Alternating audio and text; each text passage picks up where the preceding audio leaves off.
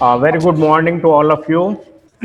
Today we are having the 25th session of our Sunday webinar series, and we have been having these sessions consecutively since the 10th of March. And today's session is about editing lists, and our presenter for the session is Mr. Yateen Joshi. So over to you, Mr. Joshi. All right, thanks, Vivek. It's a privilege, I would say, to be giving this Silver Jubilee edition of the seminar. So, Vivek's commendable initiative. So, as you could see, I'm going to talk about how do you divide the text, how do you present text as bullet points. So, simply to set the stage, so you have a block of running text. So, that's before. And if you convert that into bullet point text, that is something that you will see. So this is what I'm going to focus on, and we will see what all we need to, because this is all again trivial details, but together they make up effective bullet list. Yeah. So the most important thing, more important than anything else, is parallel structure. And what it simply means is every item in a list of bullet points must be in the same syntactical structure. So if all bullet points, they could be questions, all bullet points could be phrases, all bullet points could be full sentences. But parallel structure implies that it's not as though out of half a dozen bullet points, some are questions, some are phrases. So simply to illustrate that, and I will show you a larger version in a few seconds. So you see, this is what I mean by parallel structure. So there are these 5 points, as you could see. And in this case, the syntactical structure that's chosen, that's each starts with a gerund. So reaching, enhancing, guiding, facilitating, assisting, helping. That is what I mean by parallel structure. And that is essential. That is where I would say the craft of editing comes in, that if items in a bullet structure don't share a parallel structure, then we need to impose this parallel structure on that. So that involves some amount of rephrasing. So for instance, and this is one of the examples that I was sent. Now you could see this is a list, obviously, of objectives. But item number 4 is the odd one out, because all others share this infinitive structure: to understand, to study, to understand, to develop. And suddenly on item 4, we have identify performance indicators. Now, apart from, so all we need really to do in this case would have been simpler: to identify performance indicators. Then this would have been parallel structure. All the 5 items would have been in the same lexical or syntactical structure. Incidentally, notice here what is happening. These huge spaces between words. So I would say that as far as possible, ensure that any such list of bullet points is left aligned. Never mind that rest of the text will be fully justified, but bullet items typically, see that you can change the alignment to left alignment so that the spacing between words will be more uniform.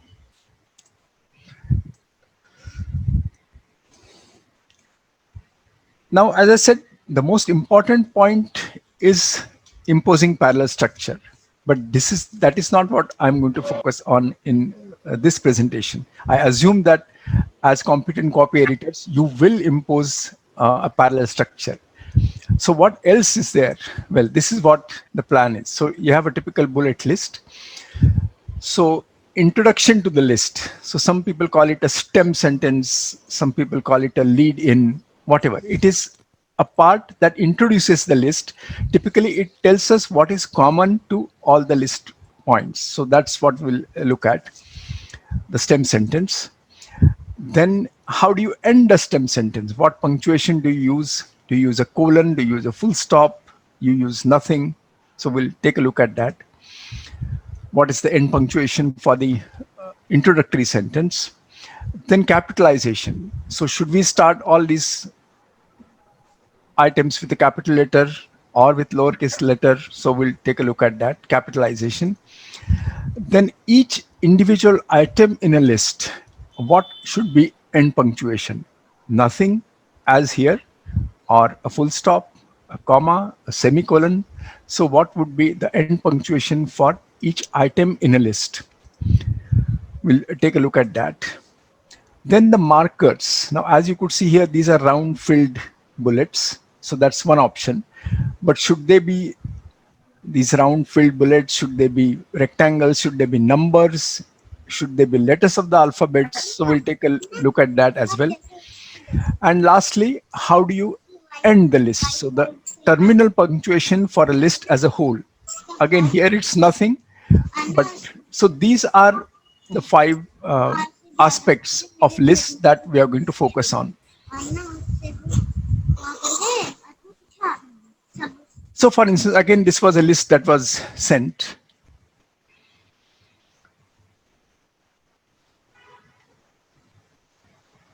So there is no clear-cut lead in here, but we have to infer that these are classified into these structures. So that is what we are going to be looking at. So globular structures.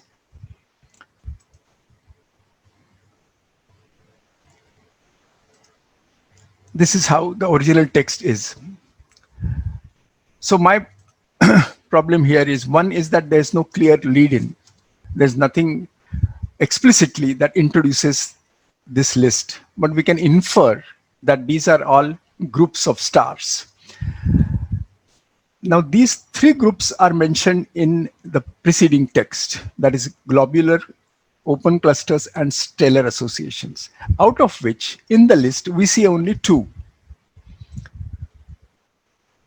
Maybe this, if we were to rephrase so that it also starts with what is named in the earlier text, open clusters, then this list would have been a little more effective, because we have been named these clusters, and here there's a little bit information about each of these structures. So that's the problem. The third problem is it's a 4-point bullet list, but whereas the implied introductory sentence mentions only 3. So best would have been simply to delete this or revise the introductory text, so bring it in also. I mean, there are multiple options, but what here, the point here is that the introductory text focuses on 3 items, whereas the list itself contains 4 items. And on top of that, one of the items, the name the phrase as it starts the list does not match what's mentioned earlier. Another example that I was sent here. Now here again, I assume that this is the lead-ins and 2 longitudes which help a standard system. So we have prime meridian and the international date line. That's the list as it goes. Now, this is the verb. So in effect, I assume that this is a complete sentence in itself. R is the verb and rest is the complement to the verb, the predicate. So then my question is, where does this sentence end? Because this is a full stop here. The second bullet point ends in a full stop. It starts with a capital letter. Likewise, the first bullet point starts with a capital letter, ends with a full stop. So what about this sentence that is sort of left halfway? Across the world are. And again, it's not a good practice. In fact, most books on punctuation will advise you against this, that you should not separate the verb from its complement with any punctuation mark. So this is, that practice is violated here. I think this colon is totally out of place. So one way would have been simply to make this entire list as a single sentence, starting as before 2 longitudes, remove the colon, and because we are continuing a single sentence, then obviously this T in the will not be capped, and slightly revise this, and that's how you will have this list. So in that case, it will be punctuated as normal punctuation. Incidentally, another minor point of punctuation not to do with list. You see here, the prime meridian or 0 degrees longitude, which means there is a comma here which is missing, whereas should have been included, because this is additional information. The same way, the international date line, comma, or 118 degrees longitude, comma. So the missing comma is, but that is incidental. Another bullet list, again from the example that I was sent.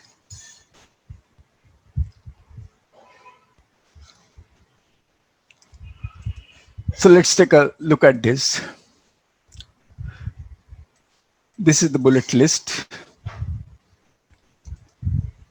Now again, the same question as before, that is, the moon is important because, so we have the start of a sentence, but we have no idea where this sentence ends, because each bullet point as given here is a complete sentence.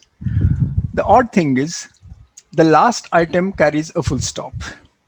The first two items, there is no end punctuation. So presumably this whole thing is a single sentence. Now, if that is the case, why is this it and it capitalized each time?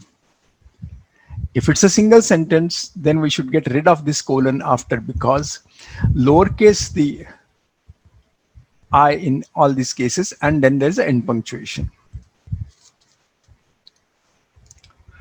So this would be a better solution, that you make the entire list a single sentence, properly starting with the moon and so on. Incidentally, again, a minor error.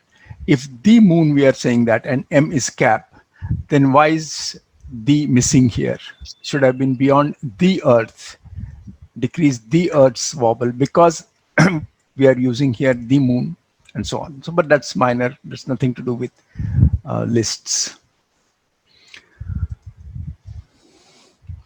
Also, you see there is some element of non-parallelism here. Why repeat it 3 times? So because it remains the only space, helps to decrease, causes the tides. So we have made it totally parallel, and we have avoided the repetition of it 3 times. Whereas here you see again a very clear example of parallel structure. Again, this is an example that was sent to me. So all this is parallel, that is fine, but I still have this quibble that this is a colon which is intrusive colon, because it is separating the verb has played from the complement of which are all these. And then again, why is each item starting with a capital letter? Because the sentence is not complete yet. So I would say that this should be all lowercase, and again make it a simple sentence. Now, whether we need punctuation, end punctuation for each of these items, that is optional. You may put commas, but I would say that since it's a list of bullet points, the function of the comma has been taken over by the layout, by the bullet point, and the fact that we are starting each point on a new line. So to some extent, space and bullet points are taking over the function of punctuation marks. So end punctuation for all these items, I would say, is optional. It's certainly not essential. Now again, yet another example. But you see here now how the capitalization has been inconsistent. Now we are talking about here as 4 directorates. So we expect each to be the name of a directorate. Okay. Whereas these two, aeronautics research, that is title case, so R is also capped. And then it is starting with the capital letter in the third instance, in the fourth instance also. But in the second bullet point, Why is this P then not capped? Ideally, this is fine. I would say I wouldn't have capped these because it is still a single sentence. Also, you see the names of directorates, they have been consistently title cased. These three bullet points each has the name of the directorate and a colon and the function of that directorate, whereas in this case that colon is missing. Then again, you see here we have semicolons. We have semicolon at the end of first item, we have semicolon at the end of second item, we have semicolon at the end of third item. So presumably this is a single sentence. So if this is a single sentence, in this case the capitalization is justified because they have the status of a proper noun. But this semicolon, as I said, it's optional. Even if it were not there, space and bullet point would have still conveyed this message as clearly. So these are the things that we need to focus on. The same logic here. You see, there's a colon here, and there is each item ends with a full stop. So where does this sentence end? So this is, I would say, the most common thing, that you start with a colon, but a colon is not terminal punctuation. A full stop, a question mark, and an exclamation mark. These are the only three terminal punctuation marks. So if it's a colon, the sentence, I would say, is not complete. You take another example here.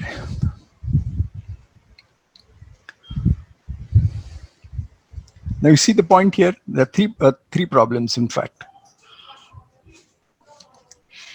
We have the spacing. Now, why this spacing here?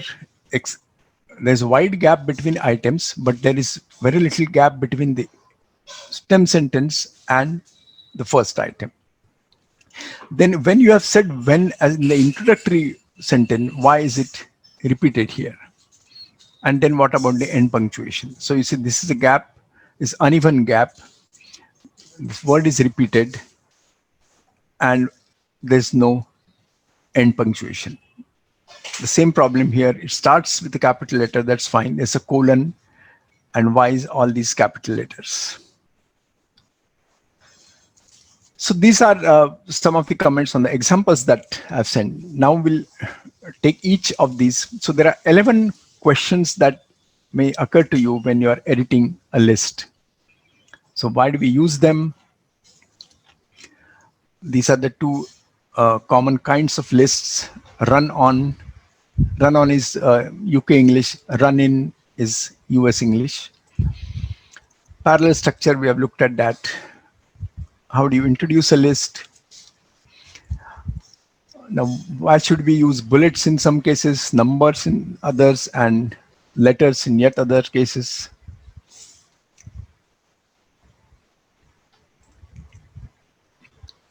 And then problems with matters of layout and typography. What is hanging indent? How do you handle a list within a list?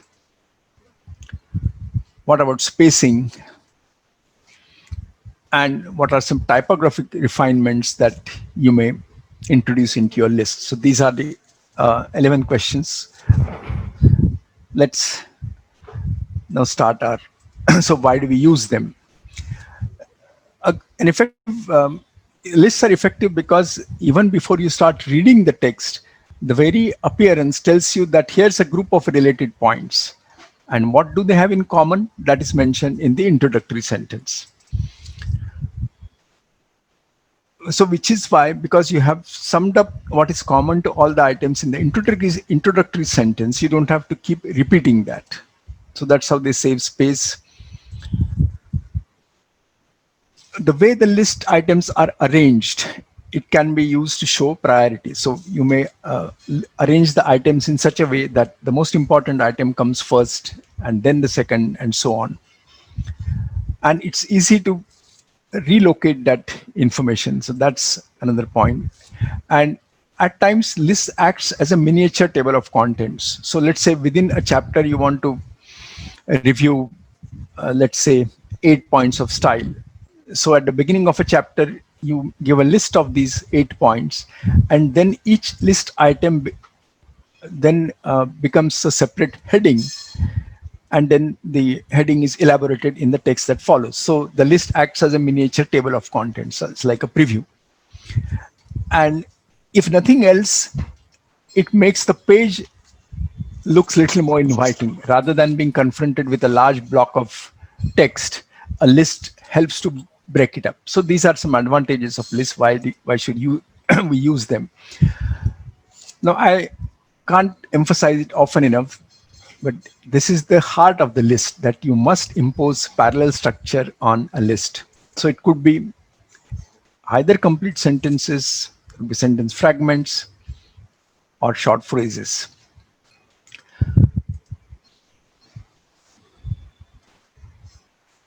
So you see here, item 3 is not parallel with the first and second item. So that's not a parallel list. Or yet another.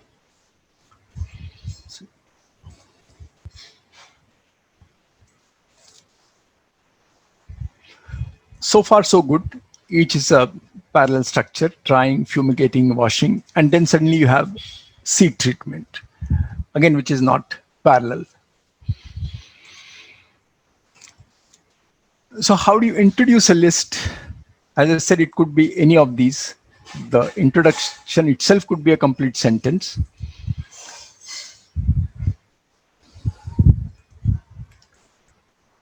So any of these are possible.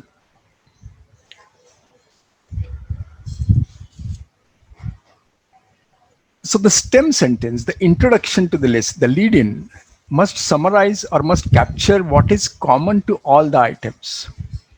That is essential part of writing an introductory sentence. And don't cop out by simply saying, points or issues. That's too vague. Safest would be if you complete the introductory sentence with a full stop and make each item is a complete sentence. Then you are you're unlikely to make mistakes about punctuation and capitalization. That's the simplest. Or you can make the entire list as one sentence. We'll say examples of both. So these are some examples of introductory sentences.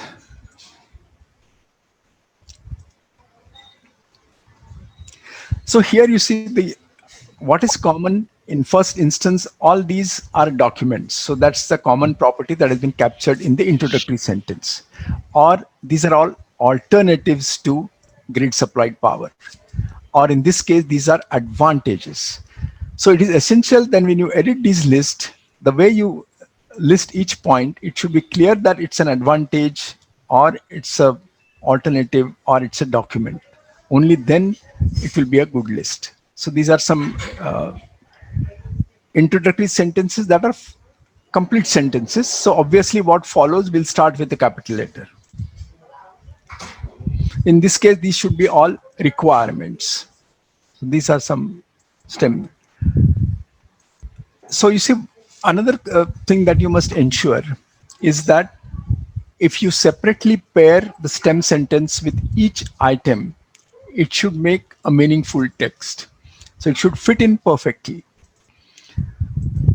So in this case, we are introducing the list with a colon. Pesticides include following chemicals, colon. So you see, this is a whole thing is a complete sentence. So this each item does not start with the capital letter. So it's I insecticide, small I, small w, small f, small a, small n, and then there's a full stop. So this entire list is a single sentence, and the stem sentence ends with a colon because this is a complete clause. So please include following chemicals.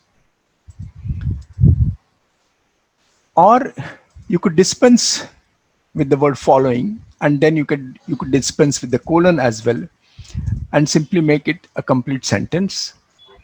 Please include. So you see, there is no colon because include is a verb. We don't want to separate the verb from its predicate with a colon. So there's no punctuation here. Pesticides include insecticide, weedicide, fungicide, acaricide, nematicides, full stop. So that's another way of putting that list. There's no colon there.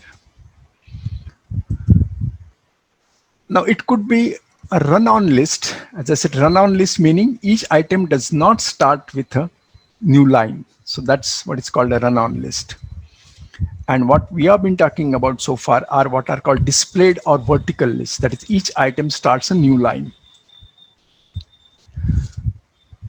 So you see, this is another example. This is an example of a run-on list. There is no tag is used. It's simply pesticide include weedicide, insecticide, and so on. So this is a run-on list. Each pesticide does not start on a new line. Now you may also introduce these tags. Again, mind you, there is no colon after R because R is a verb. We don't want to separate it from its complement. So there is no colon, no punctuation after R. R of the right variety, clean and plumb, whatever. Now, whether you put brackets on both sides of the tag or only one side, that's a matter of style. APA suggests that we enclose it with a parenthesis. So right parenthesis and left parenthesis, but that's a matter of style. So when you edit run-on list, remember that don't separate the rest of the sentence from its introductory verb with a colon. Don't use a colon. You could use letters. The sequence of these items, again, that should be critical. It could be alphabetic or it could be in ascending order, descending order, whatever. If these are steps in a sequence, that means you can't change the sequence. In that case, instead of using alphabets A, B, etc., you could use numbers 1, 2, 3, but avoid Roman numbers because the width keeps changing. So Arabic numbers are best. And you would use normal punctuation. If it's longish, each item is a longish item with internal commas, then you could separate the items with semicolons, whatever.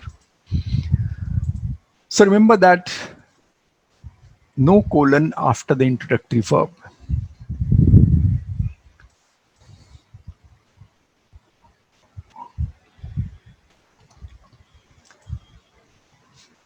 So she gave this example. That's correct because this phrase is complete. So it's a complete clause. Then colon and this, but not after namely.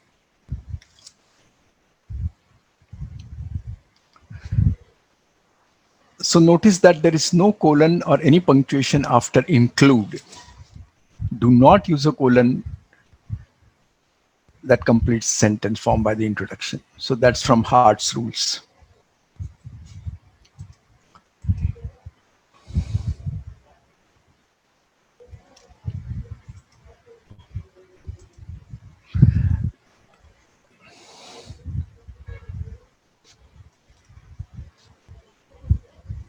So these colons are definitely wrong. And this is again from a venerated style guide, Words into Type,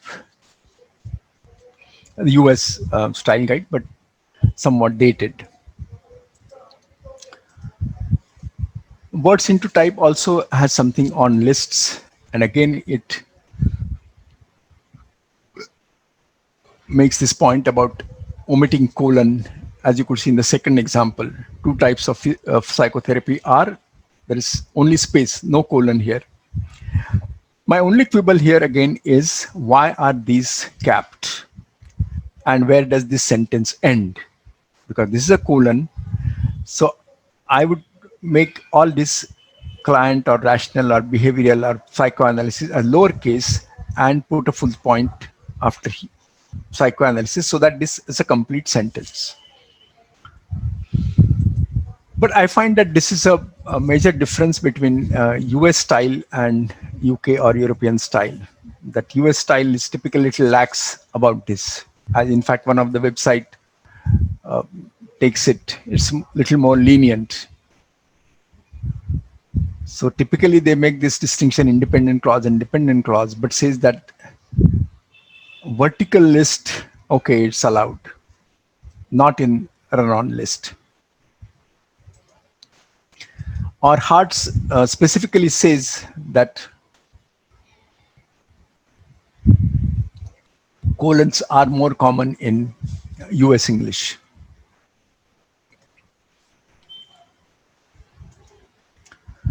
Perfected, I'm happy to note that it follows what I've been maintaining, that you can't put a colon here and you can't start this with capital letters. So this itself is a complete sentence starting bulleted and numbered lists.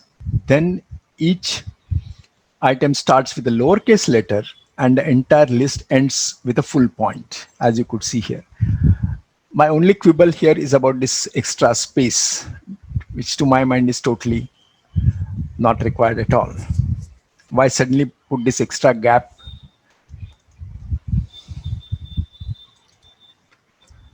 The choice of markers. So should we use bullets? Should we use numbers? So this is by and large one convention. This is one way to choose this. If you are required to use what are called nested lists or list within list, then what you should ensure is whatever marker that you use, the marker used for the main list should be more prominent than that used for the sub list. I will illustrate that in a minute. So this is how you could use this if all are in a definite sequence, or you might be referring to them later in the text. In all such cases, use numbers.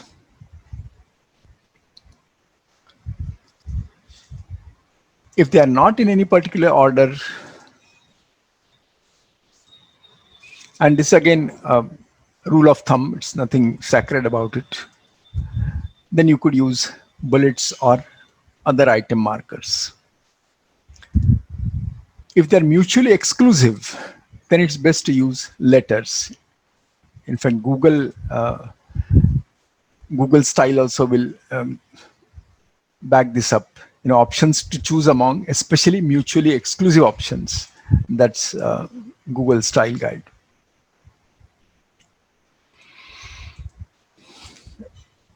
Now, there are other considerations. For instance, Alt 149 gives you these round bullets in most fonts, but there are other fonts which are exclusively devoted to symbols of different kinds. So, Wingdings and Webdings, especially low resolution printers, they find perfect circles hard to print. The edge of the circle gets a little jagged. So, instead, you could use squares or triangles. And the bullets, what you get this with Alt 149, a filled solid round bullet, sometimes it becomes too prominent because the text that follows is will have openings inside. So the bullets sometimes are too prominent. So you should damp them down a bit. We'll come to that when we talk about refinements. So you could use a character map, and if you choose the font as Webdings, then you could, you have a wide choice of item markers. You could choose any of these. Now we talk about punctuation. So we talked about end punctuation for the stem sentence. If any items have any internal punctuation, then end punctuation for each item, and then terminal punctuation for the list. So let's focus on punctuation. So if the end sentence, if the stem sentence, if the lead-in is a complete sentence, obviously you should end it with a full stop. In fact, this is the safest option in all cases. Or if you have used such terms as following or as follows or below, then you could use a colon. But if you use a colon, I would say don't start the items that follow with capital letters. Or you can dispense with any end punctuation at all and carry it seamlessly as a single sentence. So only space will do the job. Now, if the list items have internal punctuation, then you may use semicolons as required, or you can dispense with end punctuation altogether. So that's why I said end punctuation is optional. End punctuation for list items is optional.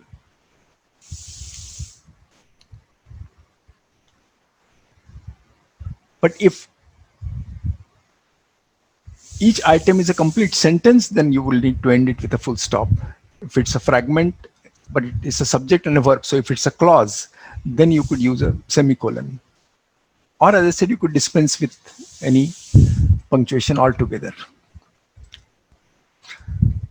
Then for the entire list, if it's a single sentence, then obviously it should end with a full stop. But if you have not used terminal punctuation, then you could dispense with even the terminal punctuation for the list. So it all depends how it has been, earlier part of the list has been punctuated. So let's again take a quick look at what some style guides say. AMA, that's American Medical Association Style Guide, has this advice to give.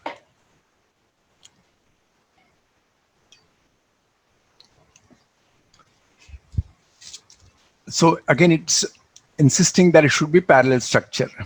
So that's why it's made a parallel structure. Although, as you could see here, most US style guides do that they end a stem sentence with a colon, and yet they start each item with a capital letter and do not put any end punctuation. To me, that seems odd, because if it's a single sentence, where does it end?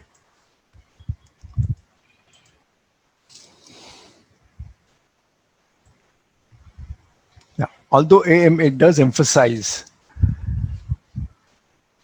that final item would take a period if the entire list is a single sentence.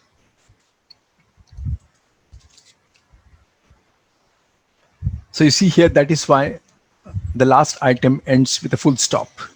And each item does not start with a capital letter.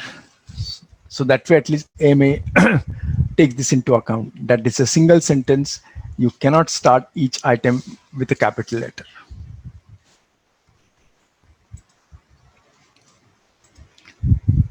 So we talked about punctuation, we'll talk about capitalization. So this, again, simple enough. Each sentence, each list item is a complete sentence, so it would follow normal punctuation. If it ends with a colon, it is still not the end of a sentence, so you should begin with a lowercase letter. And if the whole list is a single sentence, again, lowercase letter, because each item is still a part of one single sentence. So it can't start with the capital letter. See here, that's odd. If this is capital, and then why is this not capital? And is it really necessary to put these semicolons and this full stop? Not at all. Space will do the job very well. So be consistent with punctuation and capitalization.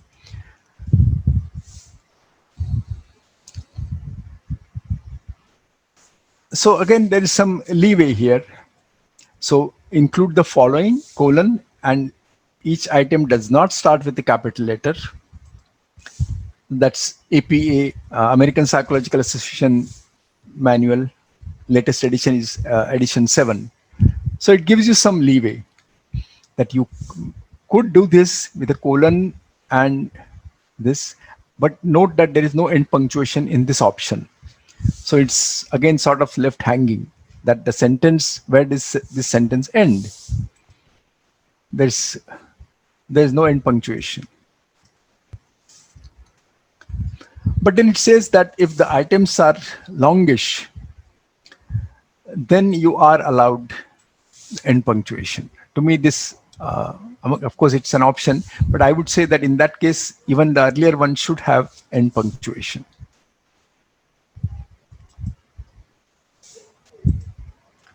Chicago also has, again, it's not very rigid on this.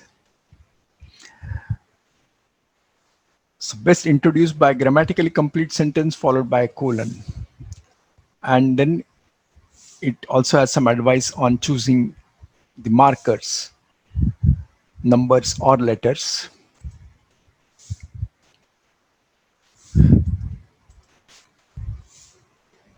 So again, as you could see the example that Chicago gives, each item does not start with the capital letter. and there is a colon because the following document, so it's the clause is complete. But the same thing remains, that why no end punctuation? Where does this sentence end? Why not put a stop there?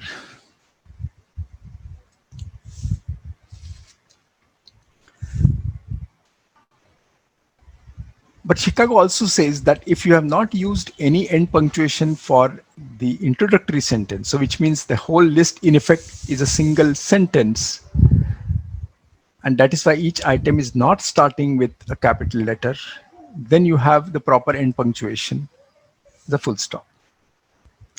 So you do find support in Chicago for that as well.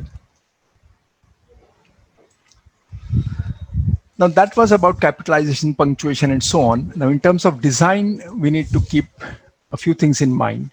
That typically if you are using Word, the default tab stops are at half-inch intervals. To me, that depth is a little too much. You should close the gap between the bullet and the text that follows. And bullet should always have a hanging indent. That means there should be a clear space underneath each bullet. So we'll illustrate this. For instance, here you see here what is happening in the first one. The text and below have crept into the space that is reserved for the bullet. So whereas using a hanging indent, that is a better practice, because then each bullet point stands out. So use hanging indents.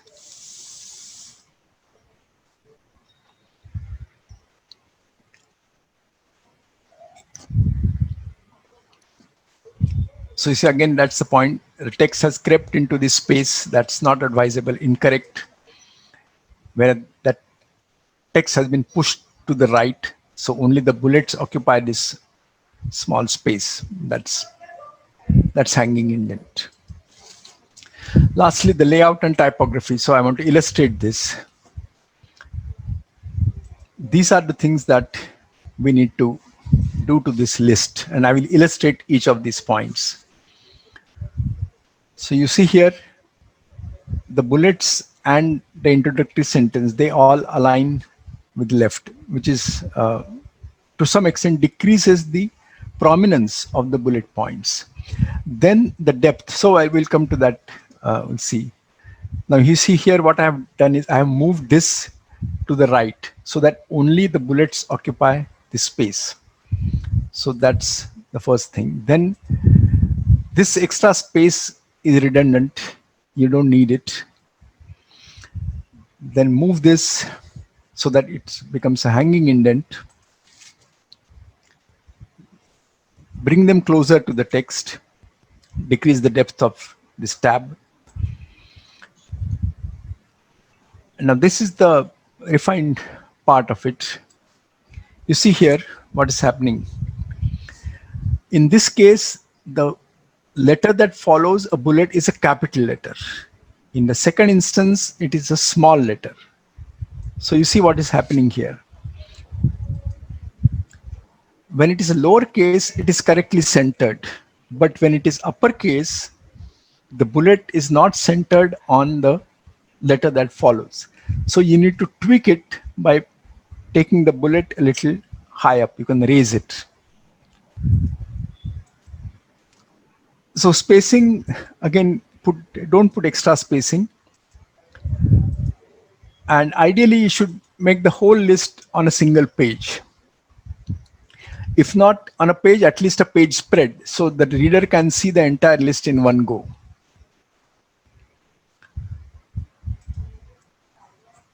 Finally, more information you'll find. This is a pretty extensive collection of information on lists. So remember, impose parallel structure. That's most important.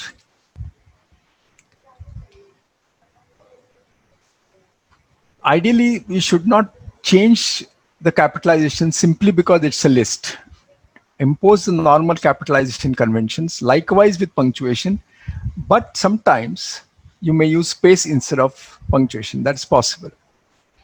Ideally, use left alignment for items in a list because they can be short items,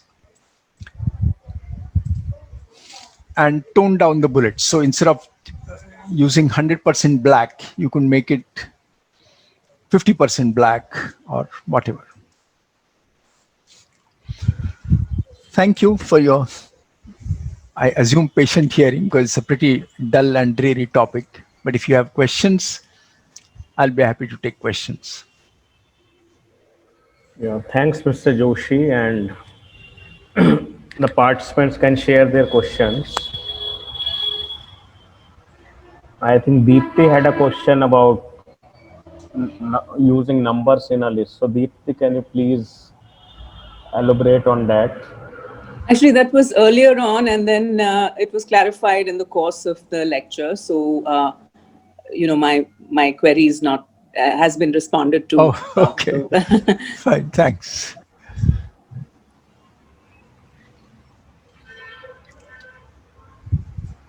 Any other queries? I hope those who had sent the samples, they got their questions answered. Garima and Yakan is also, Kanis. yeah. Yes, sir. Actually, I had a lot of questions, but I think I'm going to have to take a while to read all of this again, go back to it, and then come back to the question. Oh, fine. You're most welcome. I'll be happy to send you a PDF of this presentation. That will be very, very helpful. Thank you so much. Sure. Yes, actually, I was also going to request, if possible, to get a PDF of this presentation. It Oh, was yes, so yes, of good. course. Oh, thanks. I'll be very happy to share the PDF. Just drop me an email and I'll send it to you. Right. Thank you very much. Timothy Bardhan has a This is question. Hi, this is Esther. Uh-huh. Mr. Joshi, I had a question. How do we go about questions list? Whether there should be a question mark after every bullet question, or should there be just one question mark at the end of the list? No, if each bulleted item is a question, then it must end with a question mark. So every item that follows the list should have a instead of having one terminal punctuation, every item should have a question mark. Yes. That's what you're saying? Yes. If each item is a separate question, yes. And then obviously in this case, each item will start with a capital letter because question mark is terminal punctuation. Correct.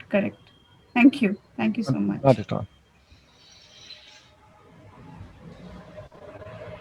Hi, this is Shurit Dash. I have a question. Yeah, sure. So I'm thinking about the slides where there's several style guides talking about not needing to punctuate an item in a list Mm-hmm. under certain circumstances. Right. Yeah. What I don't understand is the rationale for not punctuating an item, whether it's set off with a colon or not. I mean, if you're not setting it off with a colon, then it's a sentence, right? So it should be punctuated. Even if you're setting it off with a colon, what is the argument for not punctuating it? What I'm maintaining is that if you, let's say that you introduce a list and the introductory sentence ends with a colon. Now I maintain that, which means that the sentence, your introductory sentence is not yet complete.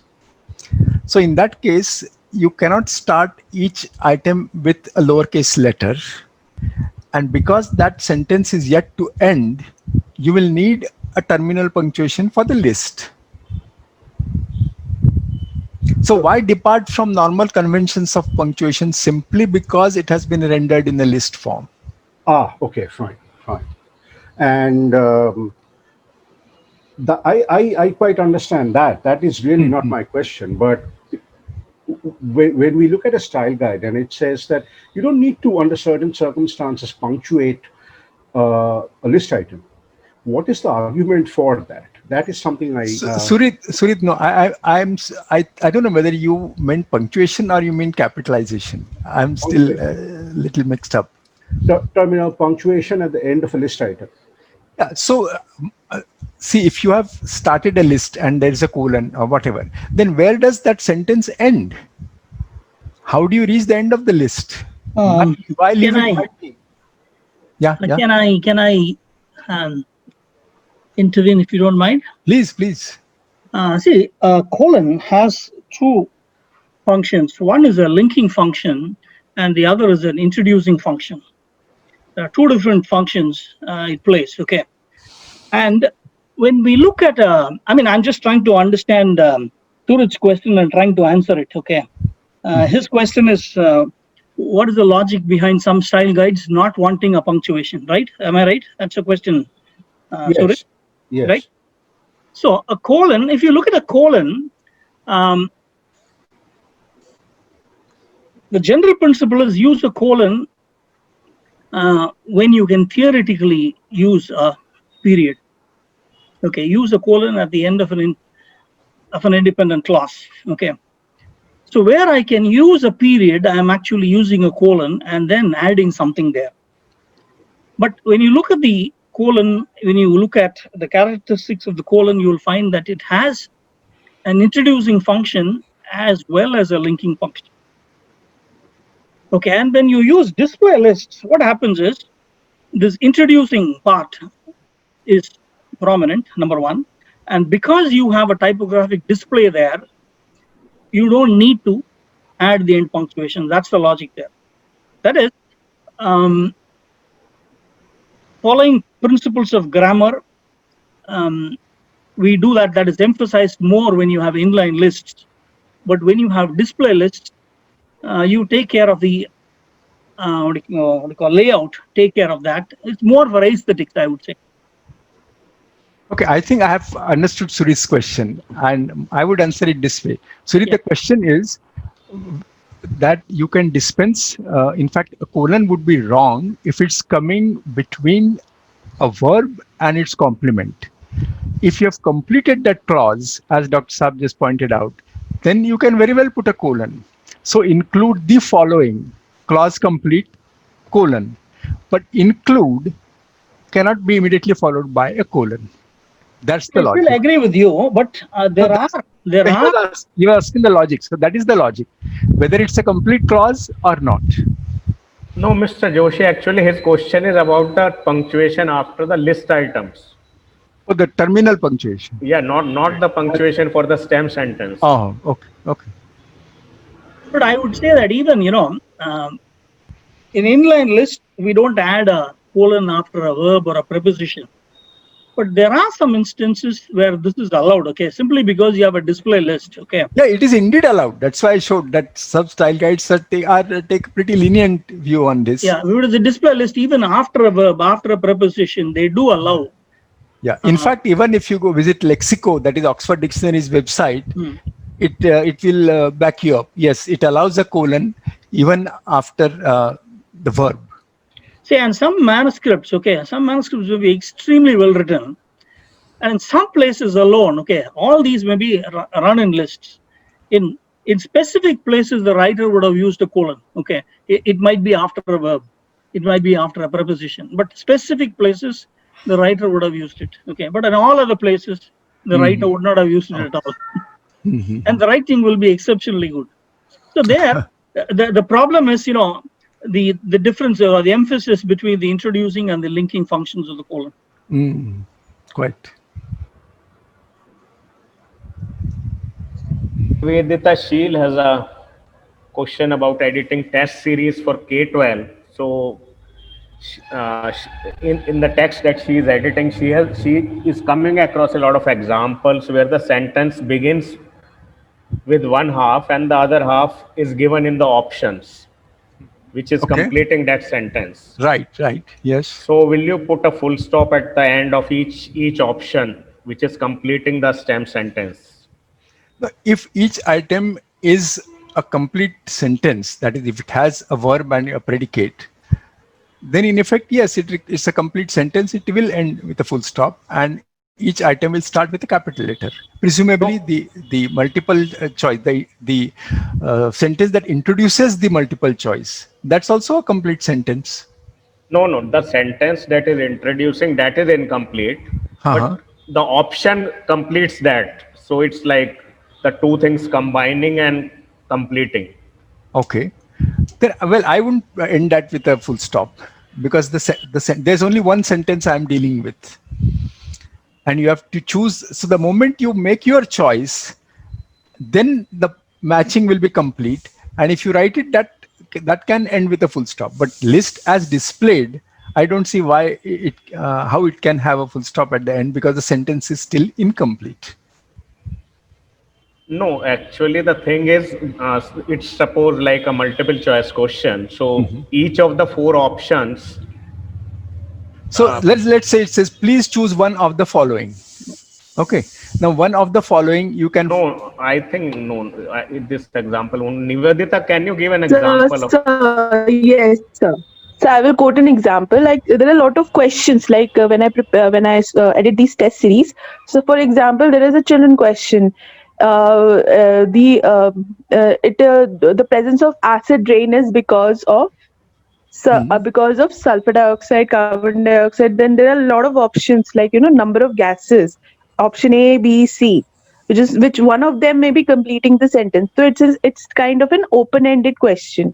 Right. So I would say that there is really no reason why after each of these gases there should be a full point, and there is no reason why each of these gases should start with a capital letter. Okay. No, no, no. What my question is that because one of these options may be completing the sentence. Yes. Okay. So do I need to put a full stop after every option? No, no, there's simply no need at all. Okay. So it may be left without any kind of full Yeah, stop yeah, or punctuation. yeah, because list is taking care of that. Each item is starting with a new line, so that full Okay. stop doesn't serve any purpose at all. I see. Okay. Okay. Okay. But you will have it at the end, at the end of the last item. What was the introductory No, sentence no, no. again? No, it is. How can it be in the last sentence? Because there is one sentence. First half is beginning of one sentence, and the Huh. option completes the second half. So that was my question. So there will be no full stop in any option. That is what you would recommend. Yes, yes, yes. That's what I recommend. Okay.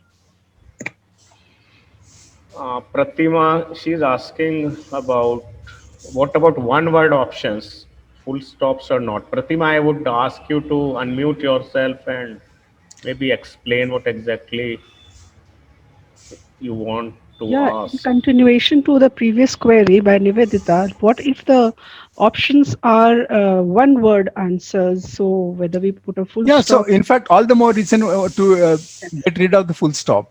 There's really no purpose that is being served. so not It's even in just a the one word. So in fact, as the presentation says, that if it's one word or a short phrase, you can dispense with any end punctuation at all. okay. Thank you so much. Not at Yes, all.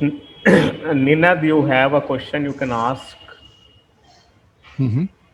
Yes, thank you. Thank you to the organizers and Joshi sir for this wonderful session. Oh, thank So, you. my question is we went through a few different style guides that have different recommendations either for the leading sentence or for the option or the list Right. items Yes, in yes. the list. Hmm. So, when there is no style guidance per se, is it better to use any combination of punctuation based on prevalent or majority use style, or are there certain quote unquote rules that cannot be broken, or certain combinations of punctuation that have to be enforced regardless of majority use? Thank So you. if there is no style guide has been specified, I would say that you should simply apply the normal rules of punctuation, whether it's a list or whether it's a running text. So especially that is, and that's why I labored this point about that colon, because this is where style guides are making conflicting recommendations. So if you go by the fact that you should not separate a verb from its complement with a colon, then don't use the colon, So Joshi, unless I of have course. Yeah. Sorry, my apologies. You complete your thought. No, no. So that's why I said, unless a style guide is specified, you go by that style guide. But even as I said, that even style guide themselves are, taking this view on one hand, on the other, and so on. So you make up your mind and follow that. I have a related question, Mr. Joshi. I'm Okay, very thank you. Mr. Joshi, I have a related Yeah, question, yeah, maybe. yeah. When you're about to take up a manuscript for editing, when somebody assigns it to you, or just in a general sort of way, do you have to, negotiate with them on the precise style you would have to, your style guide you would abide by? Is that how it works? I mean, would you, would you Uh, expect to seek clarity at the uh, right up front on the style guide that you would want to follow, or they would be happy to follow the? See, it depends. What you are saying is that your customer hasn't said anything about the style guide. Yes, yes. Yeah. Then one way is you could use your judgment in terms of the context. For instance, if it's a research paper that is being submitted to a journal, then you can ask which journal the author intends to submit the paper. That's one context. Or uh, so you arrive at a judgment what style guide you would be using, and maybe you can mention this to your customer that I normally use by default this style guide, but if you have any other preference, please let me know. So thanks, Mr. Joshi, for a very comprehensive presentation, and for you also complete your hat trick of sessions for ICF. Okay, right. Yeah, So we splendid. completed we completed 25 sessions today, and you completed three, and we will have many more to come because we started this as a 40 episode series. Hmm. So we will be going on till at least February, and Sure. next Sunday we will have Anupam Chaudhary who will have a session on how scholarly publishing works in academic publishing houses. So I have already Oh, great. Mhm. shared the link for registration for that session, and we have an interview series called What's Editing Anyway also going on, for which the next interview will be with Mr. Venkatraman on 7th of November. And for the ICF travel series, which gives you a break from your editing, we had a session yesterday with Brigadier Carr, and the next session will be with an Australian who is like the curator of National Museum of Australia, Mr. Jono Linin. So that will be next Saturday at 4 p.m. So thanks everyone. Enjoy your day and join us on Saturday 4 p.m. and Sunday 11 a.m. next week.